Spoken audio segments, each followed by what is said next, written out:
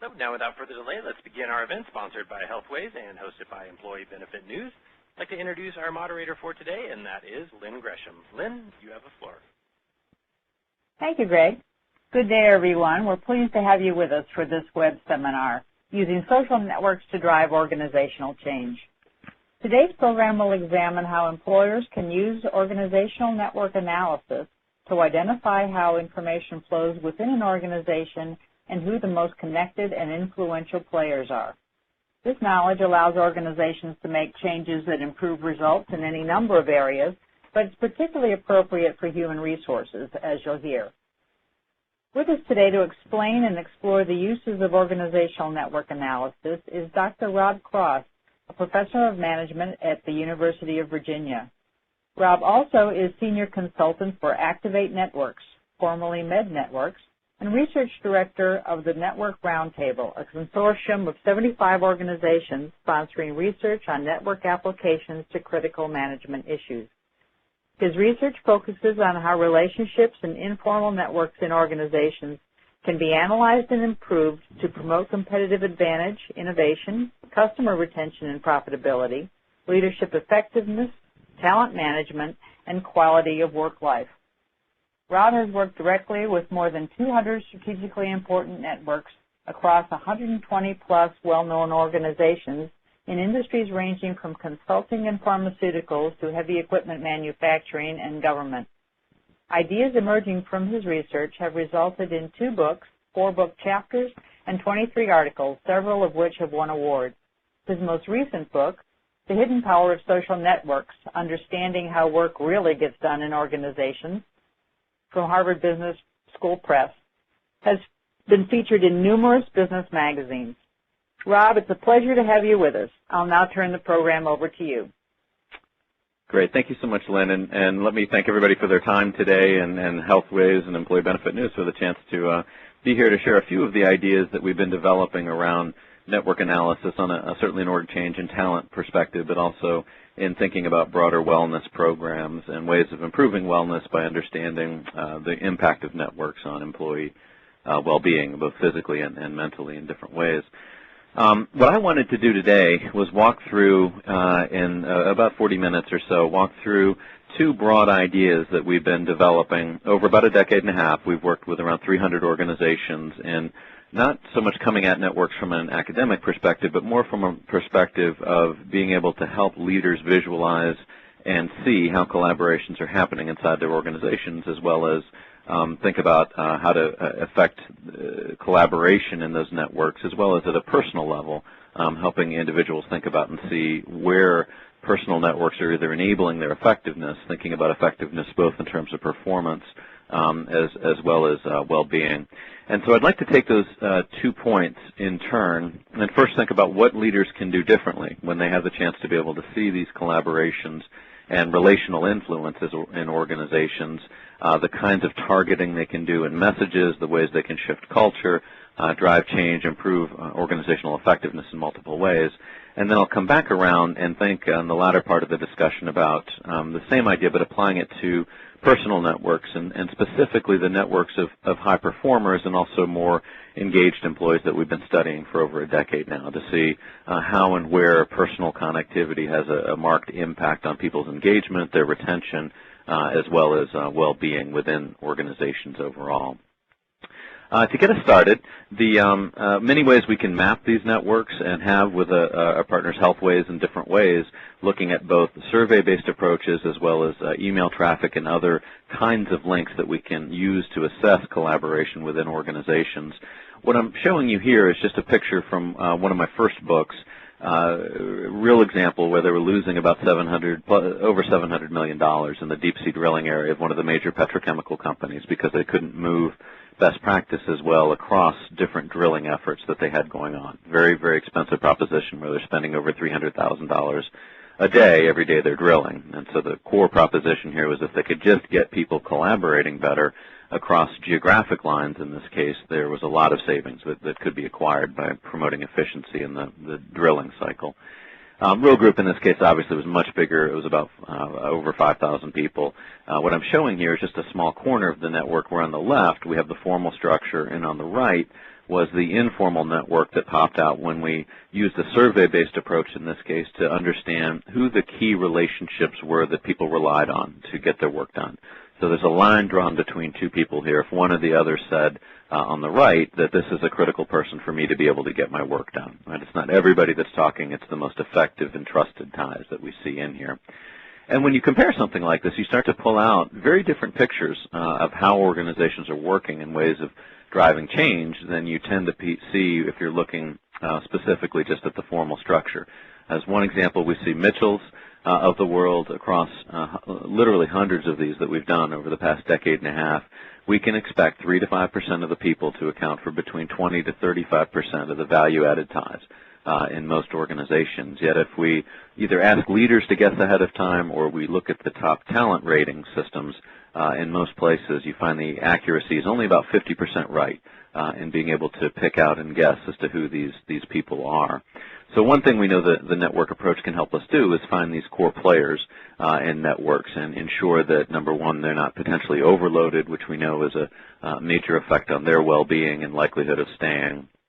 Number two, that they're not threat risks in the sense of being likely to leave and actually take away a lot more than what they know, but also how they hold the group together. So different reasons that we care about the central players, but again, 3 to 5%, typically 20 to 35% of the value-added ties in most organizations.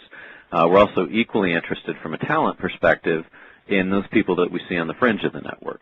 So typically, there tend to be two categories out here that we're very interested in the Sutherlands of the world. First are usually newcomers to the organization. Most very strong culture companies we've worked in, you find it takes up to 3 to 4 years to actually get engaged in networks, to get to a productive position where you know how things get done and can execute. Yeah, we know if we can do certain things on onboarding, getting Sutherland and Zahir connected, internal committees, staff together, mentoring relationships, very targeted things that actually speeds the connectivity of these people, makes them more productive earlier, and also decreases the likelihood that they'll leave. So we always care about the newcomers and different ways of onboarding when we think about networks and how to build them. But at the same time, you also find that there are a tremendous number of either very high-end experts or very high performers on the fringe. Sometimes you want to preserve their position out there. You don't want to force in certain scientists. But other times it's points where the organization is not getting enough leverage from key players that they have. And it gives a different way to be able to see and think about how to draw those people in as well. Third category of person we care about are what I'll call the brokers. They're kind of Malcolm Gladwell's tipping point people. From a diffusion perspective, we know that these people are important not because they have the most ties, but because they have more ties bridging across lines, across function, geography, a hierarchy. And so they tend to sit on the shortest path between all others in the network. Now, if we're trying to drive a change, I'm really interested in getting both the Mitchells of the world and the McWaters of the world on design teams or implementation teams, or at least to be the early receptors of communications or of collaborative tool rollouts or things like that. We know if we can get, in particular, the McWaters of the world engaged first, we have a much greater uptake in terms of kinds of change programs we're trying to drive. Now, one of the interesting things from our perspective is thinking about how these ideas can apply to wellness programs, of course. If we can either influence the health-oriented behaviors of certain people in these positions or get them to adopt certain kinds of attitudes or norms or communications out, whether it's engagement in certain physical activities or certain programs to reduce weight. There's all sorts of different opportunities we've heard about in our work where if you get the influential people engaged first and find ways to pull on the positives in the network as well as in some ways potentially turn those people that aren't adapting the behaviors you want, we think it can have a much greater uptake on wellness initiatives in general. So 3 roles that we care about in these networks, and then of course if your eye is very focused, you'll see the production division in this case kind of cleaved off to the top. In this case they just moved up 2 floors in the building, and because of that loss of hallway interaction had significant collaborative breakdowns where they weren't interacting well across lines. And in this case we never come back in from a network perspective and say, gosh, we need everybody connected to everybody else, because we're all overloaded. If I asked people on this call who wanted another email or meeting or phone call in their lives, your eyes would obviously roll up in the back of your head. The real strength from our perspective of the network ideas is that it gives us a chance to see where those opportunity points exist to knit certain strategic intersections together, whether it's across functional lines or geographic lines, things about the organization, or in terms of health diffusion, if it's across certain demographics or groupings like that that we see actually have an effect on people that cluster when we've done things like measure the effective networks on body mass index or other health-oriented outcomes that we care about. So different things we can see in the network, and what I thought I would do for just a moment is try to take us live and give you a little bit of a flavor of what these networks look like in real time. So I won't go into the exact story. In this case, this was an organization of multiple thousands of people. I'm just showing one small corner of the group, R&D setting, that had been through a major restructuring. They had been through many, many years of losing market share. They weren't innovating fast enough.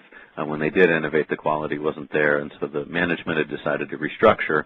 Rather than allow this group to be decentralized with facilities in Finland, Poland, Germany, and the U.S., they said we need to be centralized, right, to get better leverage of synergies and expertise and kind of all the things you hear when you're moving through a formal alignment process. Now, the dots in this case reflect the key scientists and engineers in the group we were focused on. This is one platform that needed to work together. And now we have lines in here with arrows on them that are showing us the directionality of the information. So you see that RT goes to TT for information, but TT does not come back to RT. So we start to be able to pick up who's central in this network because a lot of other people listen to them. They're influential on a lot of other with a lot of other people, and in this case, in the case of TT in particular, they're influencing different subgroups, right? And so again, if you were trying to either understand a diffusion of an outbreak, as an example, with flu, or you're trying to get people to adopt healthy behaviors, TT is one example of somebody you'd really love to be thinking about early on and targeting them or those roles with certain kinds of messaging in different ways. Now, in this case, we said there's a line between two people if one person said the other is either effective or very effective as a source of information to them. You can imagine if we wanted to just see the very effectives, we could pop that up and look at just the most effective times. So you saw when I did that this group falls off fairly significantly. And what you'd be interested in from a change perspective is to say, what can we learn from these pockets of the organization where things seem to be going well that we can port down into this region here. And that's a lot of what we do. For the past 15 years across over 300 organizations, a lot of the network ideas really help us hone in and see where are these internal best practices that we can grab and learn from certain pockets that can have a profound effect on others without major overhauls in either HR programs or formal structure, another matrix dimension, collaborative tools. It's generally fairly subtle things that have a pretty pronounced effect when you can see the networks overall. You can imagine we could also keep looking at different levels of the network to see where the positive and the negative ties were. So in this case, if we looked at the ineffective relationships, we'd turn that operator around. Now, from a health standpoint, as we've had chances to look at health behaviors in networks and see who the positive influences are on people's health-oriented decisions, whether it's nutrition or physical activity, and then the negative influences, the people that enable people to, I don't know, go out for a drink after going to the gym or to overeat in certain dinners. We find that the negative relationships in several of our studies have as much as 7 times the effect as the positive do in predicting obesity or things like that. And so from our perspective, from a wellness program orientation, you're very interested in seeing who the positive opinion leaders are and ways of working with them. But I think a lot of the traction also comes from being able to see where those negative influences on health might be, because they tend to come from very subtle places. They're actually family, friends. To some degree, it's bosses that create stress. But a lot of it has to do with relationships that you're not necessarily going to shift away from, but that what you need to do is alter activities with. to move to a more positive orientation. So you get the sense that, right, that we can see the positive and the negative content flowing in these networks. In this case, we looked at information flow, but you can imagine in most cases we're mapping more than just one network. And in health-oriented applications, we may be looking at people that rely on others for kind of physical activity engagement, for nutritional support or advice, ranges of things like that that let us see health and wellness a little bit differently. The other thing we can do is play with the nodes to see, gosh, why is that clustering going on? So in this case, I'm going to look and say, is it tenure bands in here? You know, the newcomers that are way out on the fringe and the more established people in the center. And we don't really see that pattern. In very strong culture companies, you see these concentric circles where the newcomers are too removed, and that gives us ways of slingshotting those people in to help us see expertise in categories like that. So we may drop it down and say, gosh, is it country? Is it still Finland, Poland, Germany, and the U.S.? And you see in this case, when we do that, it's a really clean fit. Despite a lot of money invested in the restructuring, they still had really striking silos at points that they cared about. Remember, we're never interested in just getting people to talk for talking's sake, but really to see where are those collaborative silos that are undermining us from a performance standpoint. And so as you see that as a leader, it starts to become clear how you can take somebody like this, let's say somebody like this, you know, very well-connected people within the regions, and find ways to staff them together on the next project, or to get them on an internal committee, or to do a short rotation program, any number of things that can rapidly cohere that network at a juncture that you care about. Now, of course, we can keep dropping this down and say, what if we look at it by hierarchy? And in this case, the key connector turns out to be the boss of this subgroup, and so we say, what happens if that person gets mad and leaves? You see you have a pretty striking effect just with loss of one person. If we drop down another layer, you see with just loss of a couple more people, the next layer down in the hierarchy, the group as a whole is really fragmented, right? And so rather than having a network that was collaborating smoothly across experts, you have one that was reaching up and over in different ways. So I show you this just to give a flavor that we can see these networks in different ways that help us to go out and drive different kinds of change programs, right? In this case, the orientation was heavily around integration after a formal restructuring. From a wellness perspective, you can imagine that we might do very different things where we're focused on either age bands in these networks. We find that networks shift dramatically at age 40 for people, so they're both their health is starting to decline in middle age, and the network itself is starting to reinforce that spiral. So being able to see age distribution in these networks at a group level or an individual level could help to potentially pinpoint that and see if there are things you could do differently about that. Ethnicity, all sorts of other variables that we have the ability to think about and say, gosh, is there a way to infuse either ideas, information, programs on a more efficient basis that helps us to get groups connected and actually supportive of health-oriented behaviors that we care about in organizations overall. So I take you live just for a moment there to give you a little bit of a flavor of what we can see when we look at these networks from a more dynamic perspective. As I say, the lines can reflect anything that we care about and want to map, from information flow to decision making to health-oriented behaviors to this dimension I always map on energy. Does the simple network relationship of who energizes whom turns out to be hugely predictive of performance and innovation at one level, but also engagement scores and measures of psychological well-being or thriving, where people are reporting the degree to which they're vital in learning at work. And so there's a set of components that we can look at on both the positive and the negative side to see how networks are cohering. And then, of course, a lot of times, without going into the specific details here, a lot of times what we're also focused on is being able to do pre- and post-assessments and helping groups to migrate together in ways that are having an effect on performance within the organization. So this just takes the oil example and drives it down into one community and shows how some very targeted efforts, when the network analysis revealed key silos they cared about, led to pretty marked improvements in terms of moving best practices in a post-change setting. I believe it was 9 months later in this case. And because all of this is countable behind the scenes, we can count the number of links or where people sit in these diagrams, there's also the opportunity to correlate these ideas with different kinds of outcomes that you care about, whether it is health-related or performance-related or just engagement-related from a culture or other kind of employee survey perspective. So first point I want to do is just give a flavor of that. What can we learn when we see these networks? How can it help groups target different efforts, whether they're communication efforts or you're trying to get engagement in certain health-oriented behaviors or trying to drive change that's sustainable and situated in networks that are supporting certain kinds of new behaviors. Second thing I wanted to emphasize is if you never go do one of these network analyses, there are at least 4 dimensions that we know are associated with greater effectiveness over time. If we track our databases and see over a year and a half the networks of the more effective people, leaders that get in and stay in the top performance category, and then look at their groups, there tend to be a series of 4 specific dimensions that we know are associated with greater effectiveness.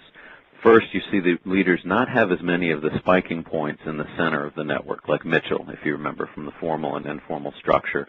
They're doing certain things that drive down the overload around those people and keep the group from either becoming bottlenecked around them or they're keeping them from the group from being too susceptible should those people leave. 2 are the people on the fringe, as I just mentioned here. And silos, and then this awareness of expertise idea that I'll want to come back to. Let me take the center idea, the people that are very dominant in the center of the network, and drive that home a little bit more specifically. This is a scatter plot of the top 120 in one of the major research and development organizations, 10,000-person research and development organization, where they had traditionally suffered from being able to execute on decisions, to be able to make decisions and get things done very quickly. And over time, they had learned it wasn't formal structure. They had had consultants in, and they had allocated decision rights and did everything you'd think should really lead to a more adaptive, nimble organization. Yet the core problem they kept having is whenever anybody got an answer they didn't like, they just elevated it up the hierarchy, right? And so you saw that in this case, culture was trumping formal structure in many, many ways in terms of how things were getting done and stopping efforts for this company to be more nimble and adaptable and taking new products to market. So the head of this organization came to me and said, I'd like to map my full 10,000. So we went out and did that and did a lot of work around improving the team level effectiveness by being able to see teams, not just as internally are we getting along, but how are teams embedded in broader networks. And you actually found the performance differential for high and low performing teams often is very tied up in the way they manage their external connections that we can start to see in this light. But in this case, what I'm showing you is the scatter plot of, on one axis, on the horizontal axis, the number of times a person was claimed as an effective source of information just from the top 1%, the operating committee of this 10,000-person organization. So you see, as you go along the right here, person A has 71 people that go to him frequently for information, and this is just out of the top roughly 120. It's not the whole organization. He clearly has more than that coming to him. And then on this axis, on the vertical axis, we have another really important dimension to me that we often map in these assessments, and this one is measuring who do you need greater contact with to be effective in your work. So who do you need more of to be able to execute on business goals or challenges or things like that. And what it does for us when we contrast those 2 dimensions, so you see that not only does person A have 71 people come into him, in this case frequently, but there's another 27 people that say, gosh, if I don't get more of his time, I'm not going to be able to hit my goals for the coming year. And what this view helps us do in all sorts of permutations is to see the people that are in the upper right quadrant of this view, of the scatter plot. So we're able to pick out those people that are heavily consumed, yet are also still slowing the organization down, even though they themselves may not feel it. That's one of the fallacies of leaders, is that they feel like things are happening rapidly around them, and yet they can't see the network 2 or 3 layers out to understand what they're slowing down, what they're not enabling to get done. So when we see this, for us, there are very targeted ways we can decrease that network overload. And one of the core messages I wanted to leave with this group is the strength of the network perspective is not just helping build out more connectivity. We can build out more connectivity indiscriminately by throwing collaborative tools at organizations or taking people out in the woods and doing team building activities with them. Rather, what the network lens helps us do is to be very targeted, either in crossing certain collaborative silos or, in this case, in trying to see where are those overload points happening. Where is it the people in the top right-hand quadrant that are overconsumed and actually, their own effectiveness usually is not that great because they're working to the ends of the earth, and the people around them actually also aren't able to move as nimbly. And what we find is there are different drivers for it. If it's expertise related, then there's certain skill development and mentoring things we can do to look to the left-hand side, the bottom left-hand side, and cultivate new go-to people on whatever topic these people are being sought out. Or if it's structural, in this case you see it's heavily organized around the leaders, then we're focusing in and saying, okay, what information do you routinely get sought for that you just don't need to be the one answering? What routine decisions are getting to your level? So in my world, travel approvals make it to ungodly heights in many organizations where people aren't even signing off on them, right? But these decisions, information, and certain role requests get rolled up to these leaders in ways that push them into a bottleneck position. What we find is if we can either use expertise transfer mechanisms or role redesign mechanisms and shift certain things that the leaders don't have to be dealing with down to the lower left-hand side, it has a really nice effect of decreasing the overload points on those leaders and actually drawing in the people that are on the fringe. So you all are obviously looking at dots of people you don't know or care about. You can imagine if it's your group, being able to see this and think about where's the rising talent that I'm trying to develop. It gives a very different way of promoting network effectiveness. And from my perspective, it also promotes health within organizations in the sense of every time we do this, if we take the same idea and show, same axes here, in this case the horizontal axis is showing who people need greater contact with, and the vertical axis is showing who people are already sought out for heavily in a group. But in this case, we're showing the bubble sizes of the relative engagement scores of each person in this group. In terms of we measure engagement in this way. It's not a Gallup assessment that we can do that. In this sense, it's more of a, do you bring your best effort to work? Do you feel like you're vibrant and alive at work in this specific context? And we can use other scales, but you visually can pick up one of the bigger problems that we see happening from a well-being standpoint in most organizations is that people need to be somewhat connected to be engaged. As you move up and to the right here, people need to feel somewhat included, and actually the network has a lot to do with whether people, score well on psychological well-being indices or engagement indices. There's a certain profile you see with those people. But in almost every place we're in, you see a threshold model that happens as people get too subscribed. Too many people coming to them, too many other people needing their time, especially when those ties are coming cross-boundary from other geographies, from other functions, and you see their engagement start to fall off. You see the bubble sizes in the top right-hand side shrinking, which is a real problem, right? Because suddenly your most effective people that are enabling a lot of others to be effective in certain ways suddenly have themselves become, too heavily consumed by the network.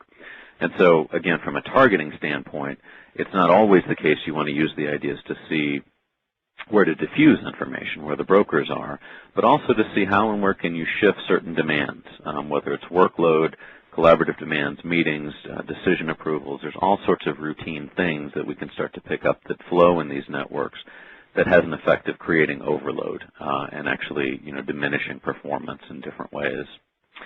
So managing the center is one big deal for us, in part to get good leverage from the experts, but also to make sure that we're not hitting overload. Second, managing the fringe. I've already mentioned different ways of facilitating onboarding differently if you can get people connected early, rotation programs. Third, I've mentioned the silos idea, and you can see visually when you have these lens, at least with a network perspective, and there are multiple ways to get this, it gives you different ways to think about how to staff, how to bring groups together, and engage the group in a much more efficient way than doing an offsite or doing a cultural change program or things like that.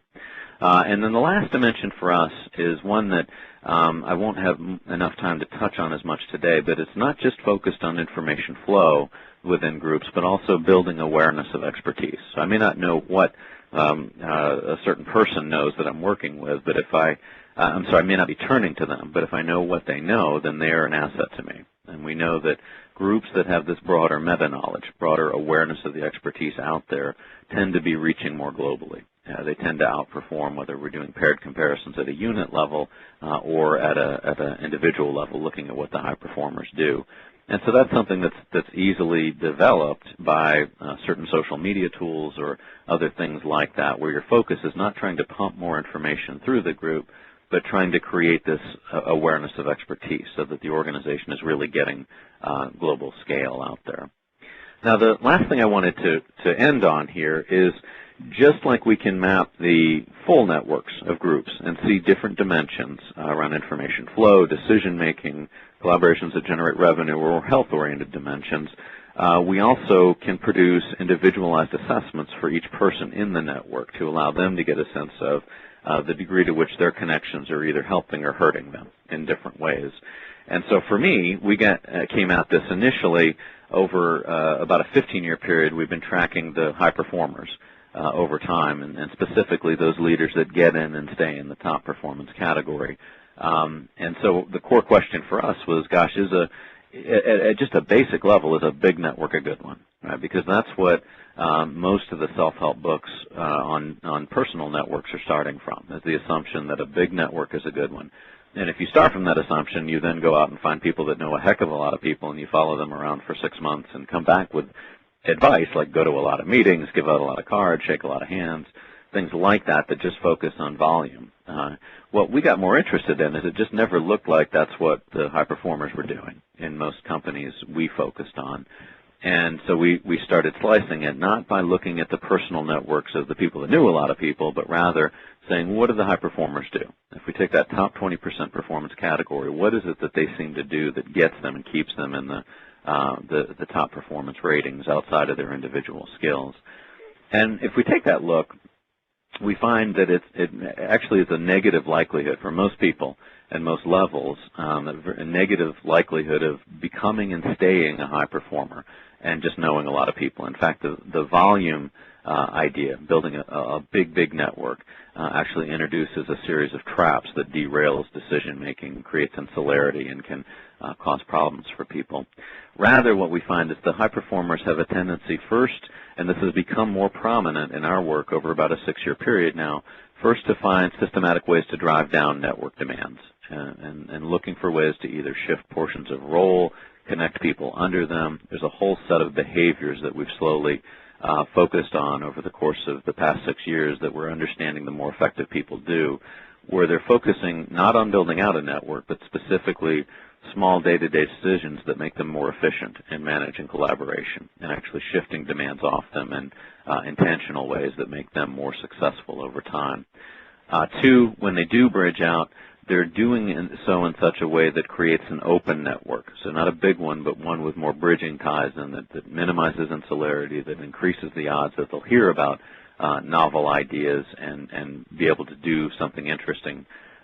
3, there's a really specific profile we see of balance ties across organizational lines. So you tend to see the better performers have ties up and down the hierarchy, across functional lines, outside the organization.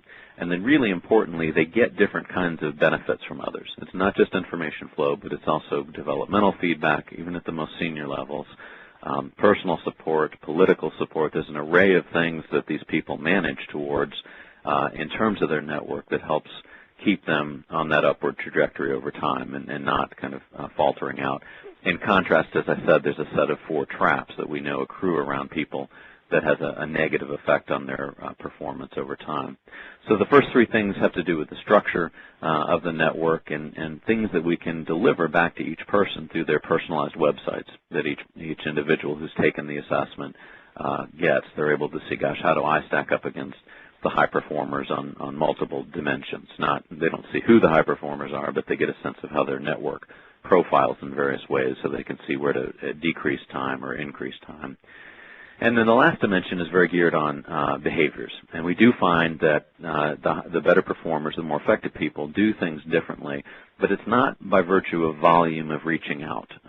Rather, what we find is the better performers tend to be people I'll call energizers. They create enthusiasm around them, And so they actually reverse the flow in many ways of what an effective networker is doing compared to what we traditionally think. They're actually people that start to create pull in networks where ideas, opportunities, better talent, things migrate to them as opposed to being people that are reaching out as much over time.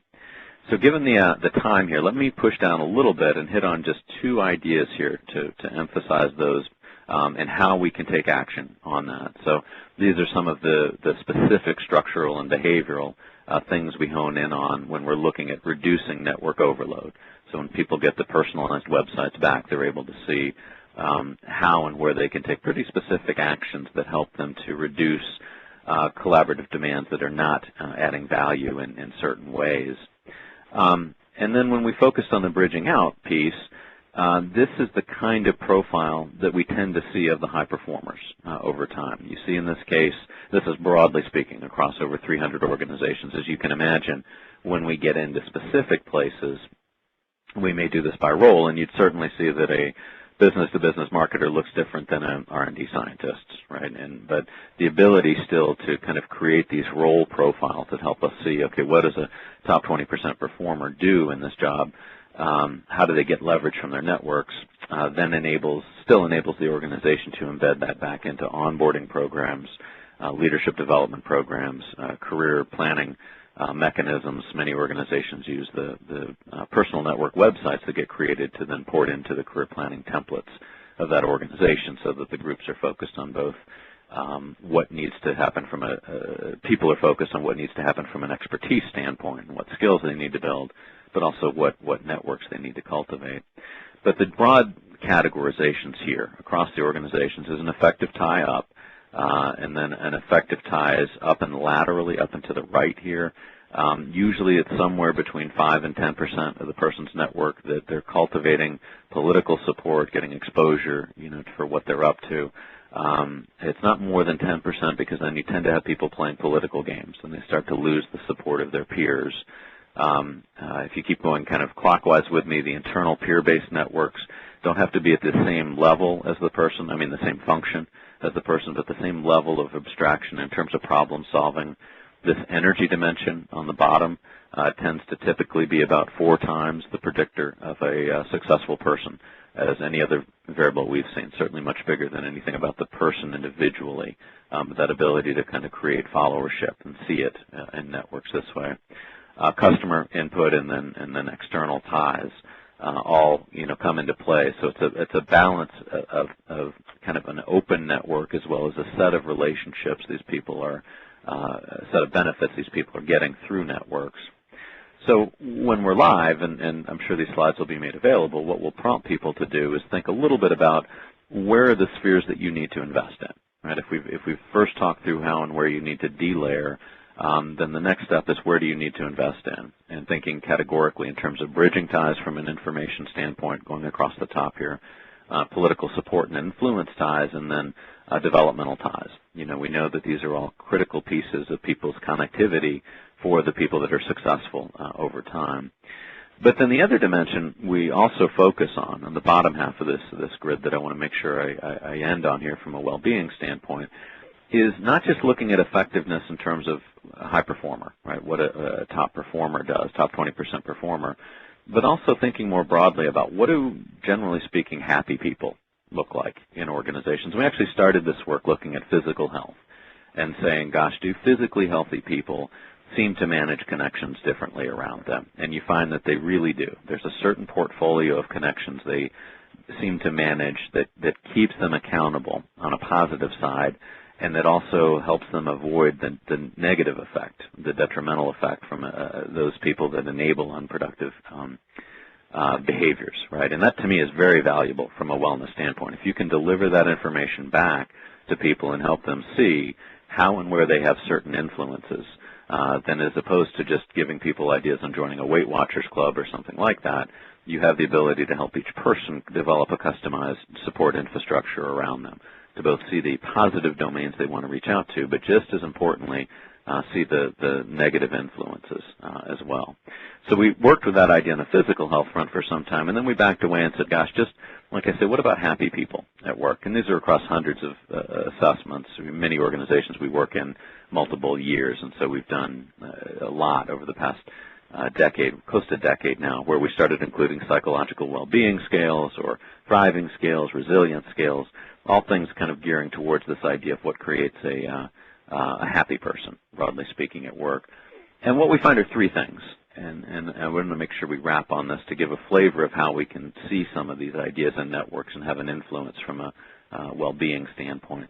First are the happier people, broadly speaking. Actually, more comically, the real interesting finding, just generally speaking, is that the higher most people go in organizations, it turns out the more miserable they get. If you look at, various measures of thriving or resilience or other things, unless they're doing certain things through networks that kind of keep them engaged. And those things that we see in our cuts at the data are first maintaining connections that give a sense of personal support or energy, that help that person get rejuvenated at work. And most people have those people around them early in their lives, but they tend to get crunched out as time goes on. Second is having people that keep you accountable for a set of a balance, right, and not become too unidimensional at work, where work success becomes personal success. And, all the problems that come along with that from a stress standpoint, a health standpoint, and then, even a home front standpoint, as things like this go home with us now more and more over email. We find people do that in very different ways. They may engage in activities around physical health, mental engagement, what I'll call, broadly speaking, feed the soul, music, religion, art.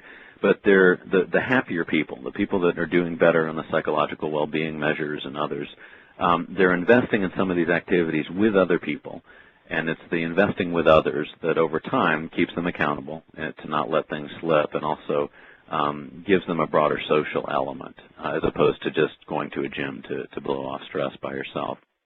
And then finally, and the last dimension I'll touch on here, is looking at, when we look at networks, we can map energy. We can see who are the people that create energy, and we know that we've studied them like crazy over a decade. We know there are 9 specific things the energizers tend to do. It's not charisma, it's being present in a conversation, it's seeing possibilities, it's a set of things that are very teachable and trainable. But we can also look at the negative side and see who are those people that just, God love them, suck the life out of a group, right, or just manage to create stress and say things that can halt projects or progress in different ways. And it turns out when we look at the negative side, number one, they have typically twice the negative effect that the energizers do on a positive front when we look at performance. So energy tends to usually be 4 times the predictor of a high performer, and the de-energizers have twice that effect negatively when we look at it. In fact, typically what we see more broadly in these networks is about 5% of the people can account for about 95% of the misery out there. And what we find, there are various ways of dealing with that or thinking about that, culturally, and through these personal network assessments that we deliver back to each person, we can convert those into the 9 behaviors and give people feedback to think about how they can adapt and become an energizer. I do think it's very trainable. But one of the things we know about the healthier people is they have a tendency to take a more proactive stance to the de-energizers, rather than just think they have to endure them and go home upset and, everything that comes along with the stress and all that. They have a tendency to try and shift those relationships, to shift work away from them, to re-engage with those people in different ways, or at a minimum to not allow themselves to become so absorbed on the negative. And so, again, from a pragmatic standpoint, we're usually having people think about, in various ways, both the top half of this grid that you see from a performance dimension, but then the bottom half from a sustainability dimension or well-being dimension. And so it gives people at an individual level the opportunity to think, first, about how do I delayer, what are some specific tactics that help me create some space and time, given how overloaded we are today. Number 2, when I do invest, how do I invest in ways that are likely to have an effect on performance or well-being in building out connections, not just from an indiscriminate standpoint.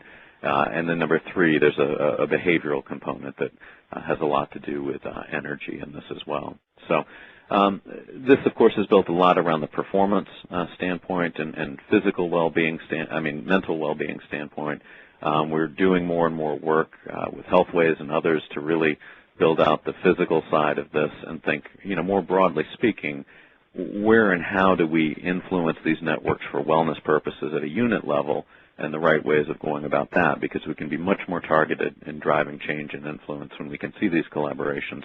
And then just as importantly, thinking about through the personalized websites that each person gets back, how and where can we influence health-oriented behaviors by enabling people to see and take action on the network around them in a more targeted way. So with that, Lynn, I will hand it back to you to see if there are any questions in the last remaining chunk of time we have here, and would also again like to thank Healthways and Employee Benefit News for the chance to be able to speak with you today. Thanks very much, Rob. Those are really intriguing findings and ideas. I'm so glad you could share them. We are going to turn to our audience questions now. Rob, the first one is, how do I generate an organizational network map of my company's employees? Great question. So there are a lot of different ways we can do this. I think I tend to, or Activate Networks tends to use a survey-based approach that we've developed over about a decade and a half. Very, very streamlined process for being able to get the data in groups of 10,000, 15,000 even, that also delivers the collaborative maps. And there's a lot more analytics, I should say, behind the diagrams that help us really hone in on key opinion leaders or silos, via heat maps or other kinds of analyses, not just the diagrams. There's a certain survey software we use for that helps us see the group level collaborations and also gives these personalized websites back to each person that Activate has developed based on research I've been doing for a decade and a half. And then there are also some fantastic algorithms for mining existing data. Whether you're looking at email traffic, for example, work that I know Healthways and Activate have been doing is looking at both those sources of information together to be able to get a real accurate and streamlined picture of how people are collaborating in different ways. Okay, thanks. The next question is, can you elaborate on how findings from organizational network maps can be put into practice? Sure. So it really depends a lot on the presenting issue. So since this is an HR audience, I'll take one idea from a talent standpoint. A lot of times we will combine the network analytics with people's performance scores in the organization, and what that universally shows across really great companies. We've done our work always in top-notch organizations that have pretty well established, HR systems. What that work always shows is even in those top companies, if we compare in the center of these networks, if we compare the people that we're showing to be really critical at enabling others to get their work done against the list that the company is paying attention to, they're in the top talent programs or getting the top bonus or ratings, we find that there's usually, only about a 40 to 50% overlap between those two lists. So immediately from a talent perspective, you'd be really interested in how do we ensure retention of those key players that are enabling others to be effective? How do we make sure we don't lose them if we've somehow passed over them or missed them in our promotion processes? Or how do we even think about beginning to reward collaboration, for those people that are helping others to do their work?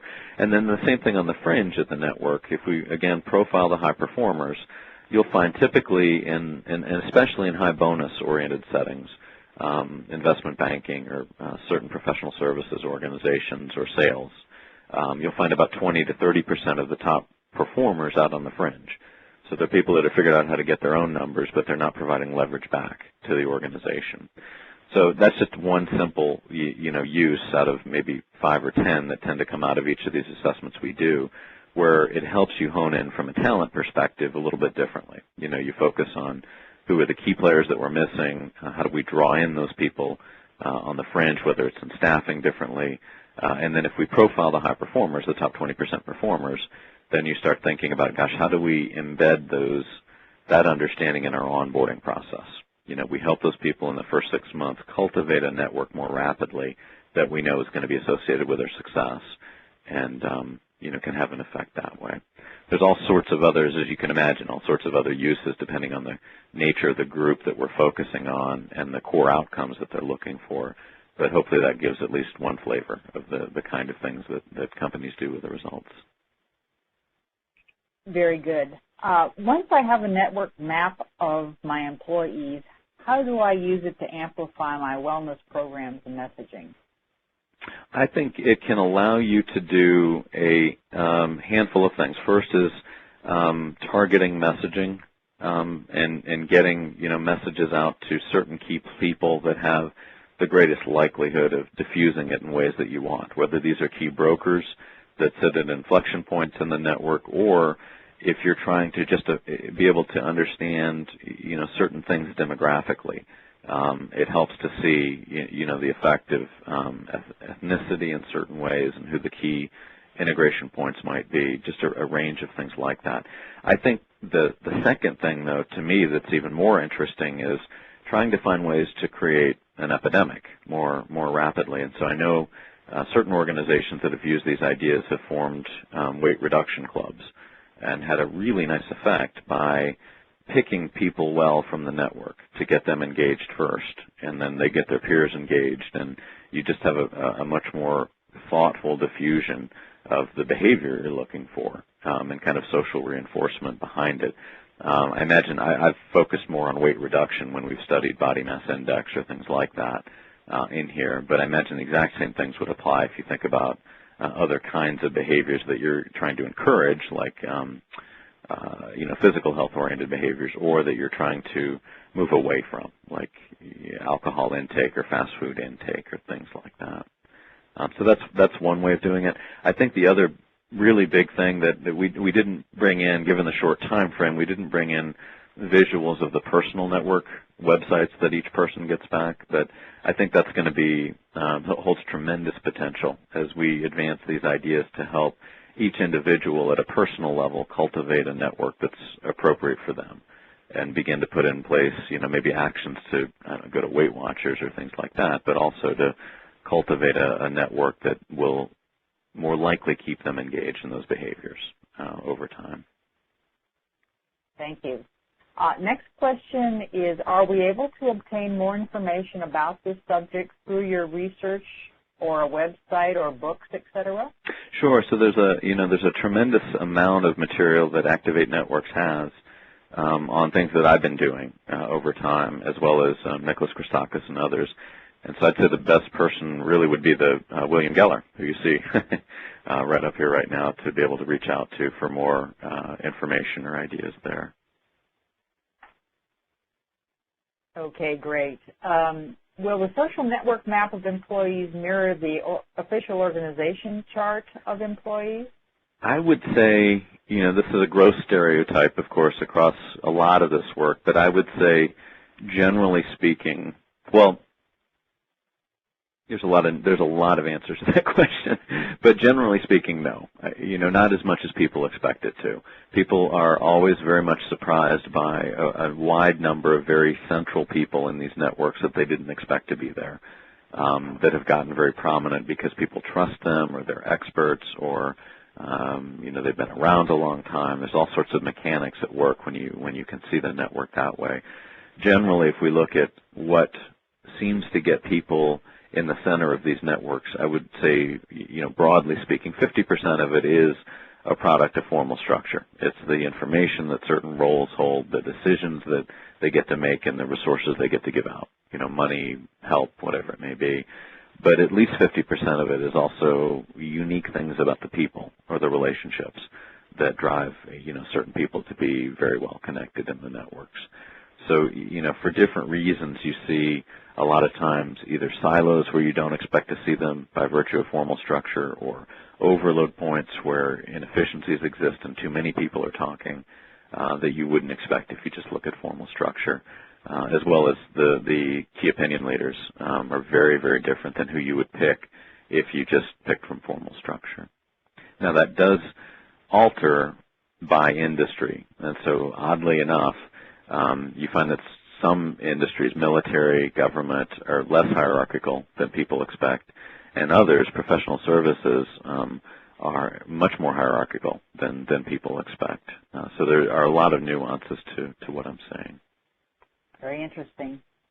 The next question is, my company needs to improve its leadership development process. How would I use organizational network analysis to evaluate our current situation and improve our process? The way that most organizations I'm affiliated with are applying these ideas first is around succession planning and ensuring that, you know, who is on the screen also lines up with who is prominent in the networks, who everybody else is saying is good.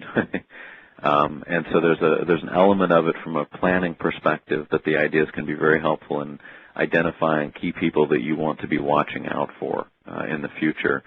That, again, is a surprise. Now, if I were working with somebody on this call, we'd go down the top list of connectors, and the top 20, maybe out of the top 20, 4 or 5 would be surprises. You know, you'd kind of go, oh yeah, that makes sense to a number of these.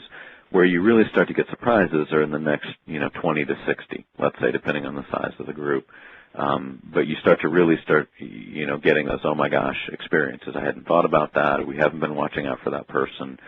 We need to do more to cultivate those people that way. So there's an identification process. There's also, of course, the ability to help leaders replicate these networks personally. And so a lot of the programs we'll do are half-day initiatives that are geared towards helping the leaders think about where do they push down on collaborative demands and where and how do they reach out. And I can obviously email whoever this may be some specific information on that to the extent that's helpful. And then the last thing I'll say, though, that I have found particularly cool is recently we've started getting companies to actually map a negative relationship with us. And in specific, we've gotten them to map fear. So who is it that creates intimidation in the organization? And people tend to hold back ideas and not share kind of leading-edge thoughts. And several places are using that to really rethink behaviors that they want to cultivate and also coach people with kind of outdated leadership styles in getting them to think about how do you, in knowledge-intensive settings at least, focus more on getting engagement from others rather than compliance. Unfortunately, we are out of time for any more questions. Those were great, and we appreciate it. We did get questions about whether slides will be available. The answer is yes. Contact William Geller, and the email for William is on your screen. Rob, thank you very much for joining us, and thank you all in the audience for attending. We hope to see you on another Employee Benefit News-sponsored web seminar soon. Thanks, and have a great day. Great. Thank you very much. Bye-bye.